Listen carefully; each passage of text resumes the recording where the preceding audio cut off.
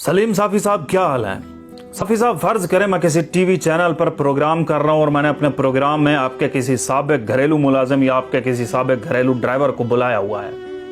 फर्ज करें अब मैं उससे सवाल कर रहा हूं कि जनाब बताइए कि सलीम साफी की बीवी किस वक्त सोती थी, तो आपको कैसा लगेगा?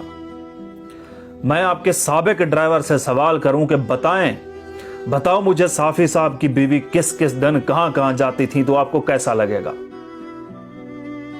साफी साहब, आपको कैसा लगेगा अगर मैं आपके मुलाजिम से पूछूं कि साफी साहब का अपनी बेगम के साथ रवैया कैसा है? या मैं आपके मुलाजिम से पूछूं कि साफी साहब का कौन सा रिश्तेदार सलीम साफी की बेगम के ज्यादा करीब है, तो क्या महसूस करेंगे आप?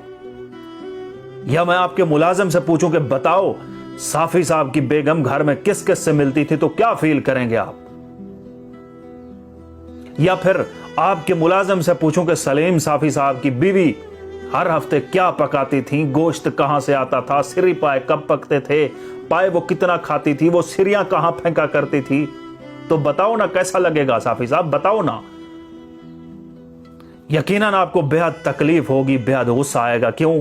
क्योंकि आपकी बेगम का आपकी सहाफती जिंदगी से, निजी जिंदगी से कोई लेना देना नहीं है, वो खातून खाना है। ये सब मिसालें थी साफी साहब, सिर्फ आपको एहसास दिलाने के लिए, वरना मैं आपके खानदान बारे ऐसा कुछ सोच भी नहीं सकता, क्योंकि जो आपकी बेगम साहिबा हैं वो मेरी मां की तरह हैं, आपकी बेटियां आपके घर की खवातीन मेरी बहनों की तरह हैं। मैं कभी किसी प्रोग्राम में बैठकर ऐसी हरकत करूं तो तुफ हो मेरी जिंदगी पर, लानत हो मेरी सहाफत पर, लानत हो मेरी जुबान पर जो किसी के घर की इज्जत पर बोले। लेकिन साफी साहब, तुमने ये सब किया क्यों किया? एक ऐसी औरत बारे पूरा प्रोग्राम किया जो बापर्दा है, कभी टीवी पर नहीं आती, कभी सियासत में हिस्सा नहीं लिया, उस पर पूरा प्रोग्राम कर दिया और पूछते रहे कि वो कौन से वजीर के ज्यादा करीब थी, वो घर में क्या करती थी, घर में किस किस से मिलती थी, सदके का बकरा कहां से आता था, किस रंग का होता था, वो कितने पैसे खर्च करती थी, कहां आती जाती थी। सहाफत, जर्नलिज्म हमने भी पढ़ रखी है, लेकिन सहाफत का ये वाला चैप्टर साला हमसे मिस हो गया शायद, जो चैप्टर आपने पढ़ा है।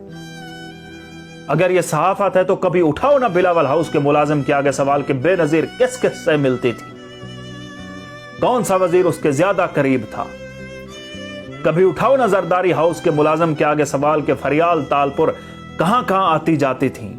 कभी उठाओ ना फजल रहमान के घरेलू मुलाजिम के आगे सवाल के उनकी बेगम साहिबा क्या क्या करती हैं। कभी बिठाओ ना रायवंड हाउस के मुलाजिम को अपने सामने और पूछो कि शहबाज शरीफ की 5 बीवियां किस किस मुलाजिम या वजीर के ज्यादा करीब हैं।